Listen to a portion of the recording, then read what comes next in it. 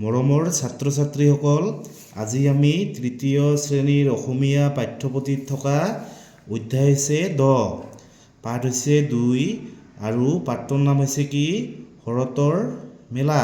এইটো এটা ধুনীয়া কবিতা হয়। এই কবিতাটো আজি আমি আলোচনা কৰিম।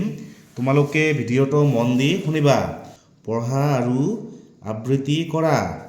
শেৱালি ফুলিল, মুকুতা সৰিল, নিয়ৰে কৰালে স্নান। আহিনীয়ে গালে শাৰদী কাহিনী, সিংহ বাহিনীৰ গান। জোনায়ে হাঁহিলে, তৰায়ে নাচিলে, ৰূপোৱালী ঢৌ তুলি। আই লখিমীয়ে ধানৰ খেতিত দিলেহি চৰণ ধূলি। এনেকুৱা দিনতে দীপালিৰ ৰাতি, অন্ধকাৰ হয় নাক। এনেকুৱা দিনতে বৃন্দাবনতে গোসাঁইয়ে পাতিলে ৰাস। তোমালোকে এই কবিতাখন পঢ়িবা আৰু আঠশাৰী মুখস্থ কৰিবা।